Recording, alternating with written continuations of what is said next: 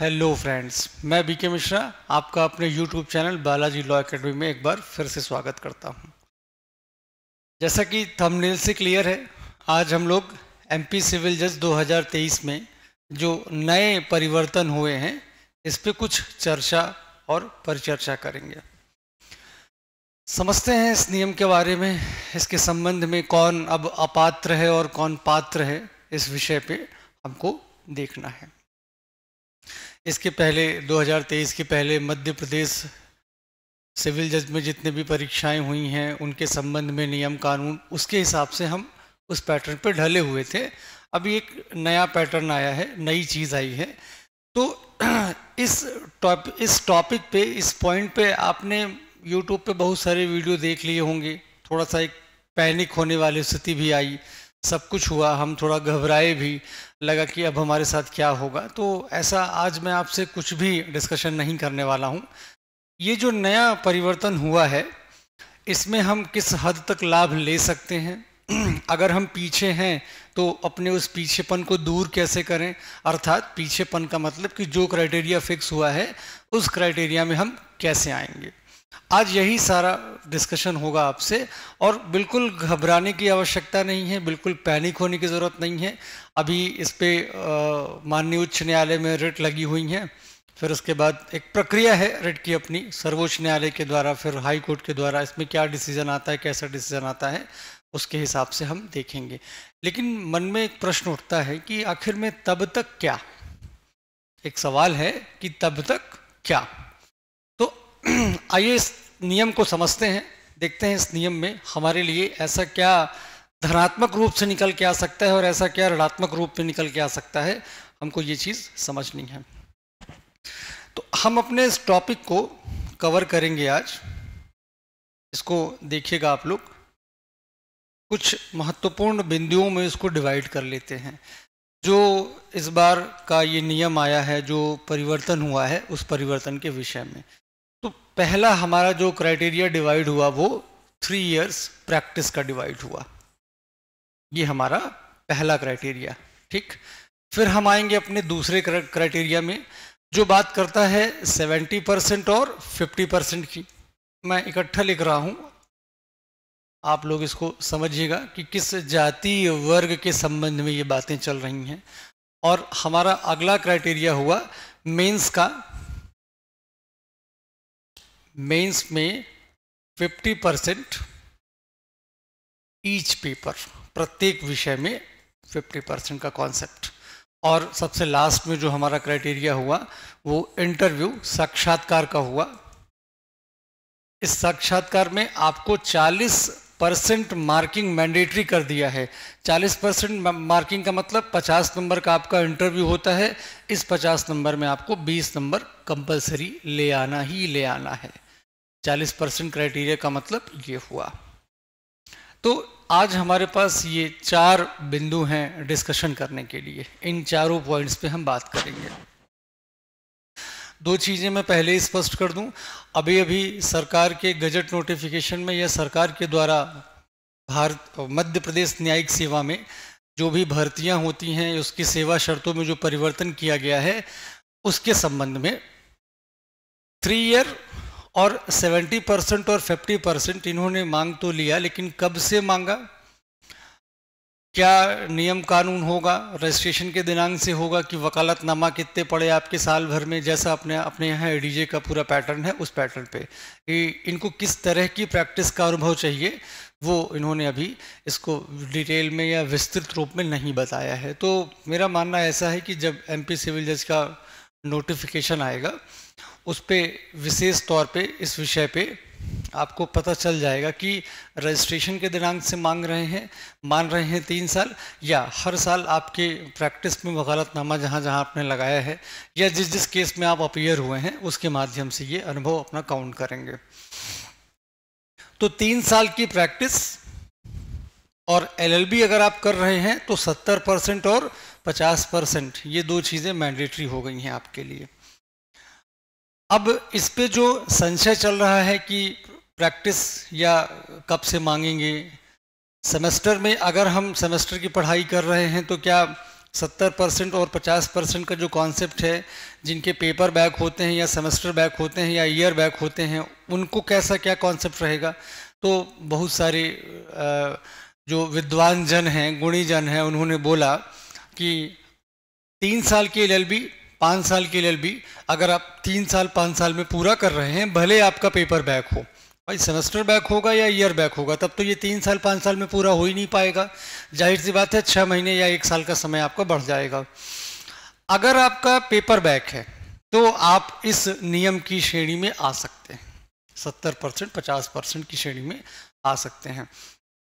आज के इस वीडियो में मैं बिल्कुल नकारात्मक पक्ष लेके नहीं चलूँगा।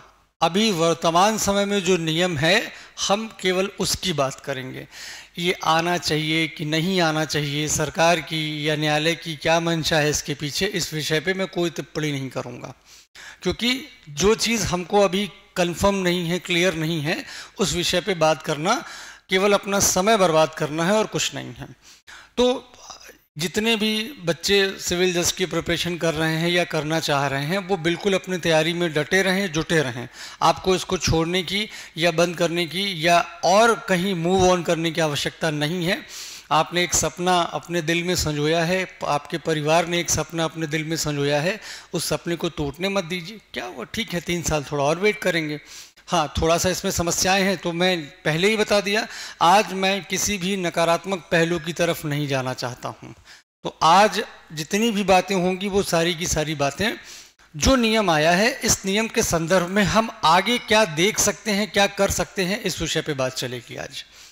तो 3 साल का आपको एक्सपीरियंस, प्रैक्टिस एक्सपीरियंस चाहिए। अधिवक्ता के तौर पे, एडवोकेट के तौर पे 3 साल का आपको एक्सपीरियंस होना चाहिए, तब आप सिविल जज के लिए पात्र होंगे। और साथ ही साथ देखिएगा, यहाँ पे और वर्ड लगा है, मतलब या तो ये क्राइटेरिया पूरा करिए या तो ये क्राइटेरिया पूरा करिए। मतलब ऐसा नहीं है कि दोनों साथ साथ चलेगा, दोनों साथ साथ नहीं चलेगा। अगर आपके पास ये है तब भी आप पात्र हैं, अथवा ये है तब भी आप पात्र हैं। एंड नहीं है, और लगा है, इसको ध्यान से समझिएगा, थोड़ा सा कंफ्यूजन हो जाता है इसमें।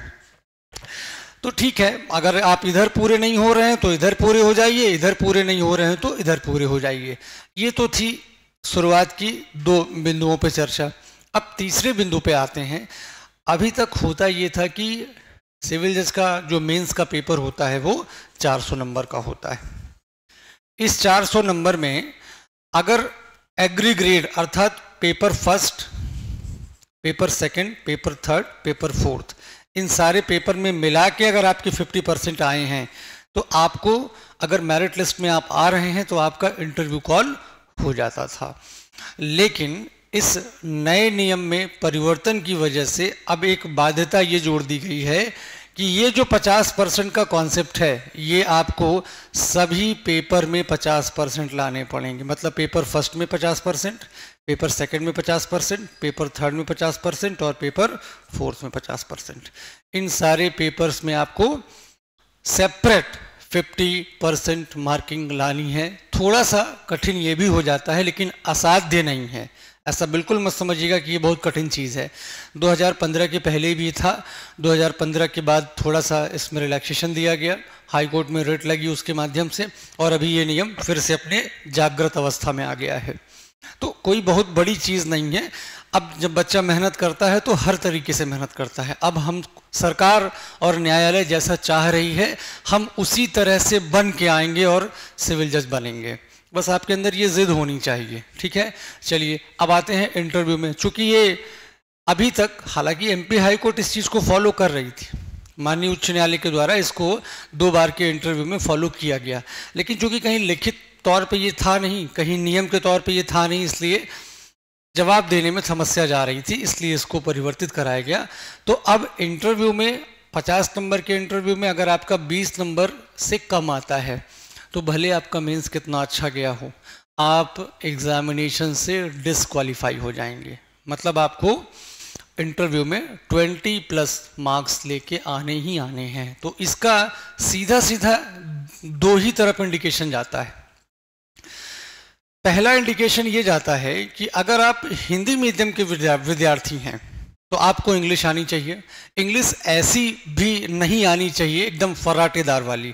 इंग्लिश इस हद तक आए, इस लेवल तक आए कि अगर आपसे कोई चीज़ पूछी जा रही हो तो आप उसको समझ के अपने टूटे फूटे शब्दों में जवाब दे लीजिए, या अगर कोई पैराग्राफ या कोई जजमेंट इंग्लिश में लिखा है तो आप उसको लगभग 40 से 50% आपकी अंडरस्टैंडिंग उस पर आ जाए।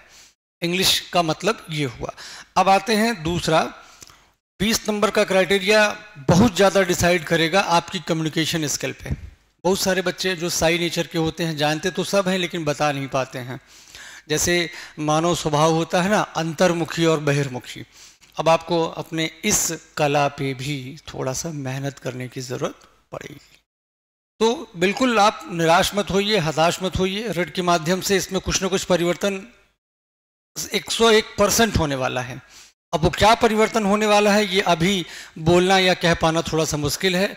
अब चूंकि ये नया नियम सिविल जज की वैकेंसी के संबंध में आया है और अभी ये भी सुनने में आ रहा है कि सिलेबस में भी चेंजेस होने वाले हैं, तो अब सिलेबस परिवर्तन का नियम या पहले आएगा या नोटिफिकेशन सिविल जज का बाद में आएगा, या नोटिफिकेशन के साथ ही सिविल जज के सिलेबस के परिवर्तन के बारे में भी हमको जानकारी मिल जाएगी। तो बिल्कुल लगे रहिए। छत्तीसगढ़ सिविल जज प्रीलिम्स का पेपर अभी इस सत्र का जो होने वाला है, अभी उसकी डेट नहीं आई है। फॉर्म भरने की लास्ट डेट 24 तारीख थी। उम्मीद है आप सबने भरा होगा। अपनी तैयारी आप बिल्कुल कंटिन्यू करते रहिए। एमपी से लगे हुए जितने स्टेट हैं, छत्तीसगढ़, राजस्थान, उत्तर प्रदेश, इनकी तैयारी आप करते रहिए।